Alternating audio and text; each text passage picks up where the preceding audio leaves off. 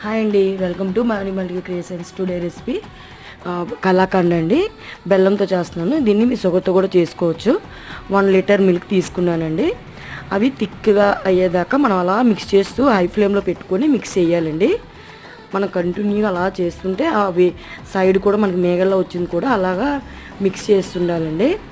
ఇప్పుడు కొంచెం ఒక లెమన్ తీసుకోవాలండి. ఒక లెమన్ సరిపోతుంది ఇది విరగడానికి.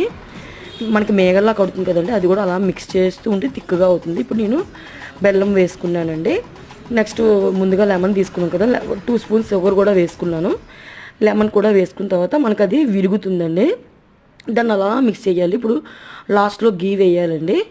పాకం అంతా ఇంకిపోయిన తర్వాత కొంచెం జ్యూసీగా ఉండేటప్పుడు ఒక మౌల్డ్ తీసుకొని అందులోని గీ రాసుకొని ఈవెన్గా స్ప్రెడ్ చేసుకోవాలండి. ఇప్పుడు అది 3 అవర్స్ అలా రెస్ట్లో ఉంచేయాలండి. కంప్లీట్గా 3 అవర్స్ ఉంచాలండి. ఇప్పుడు దాన్ని పీసెస్గా కట్ చేసి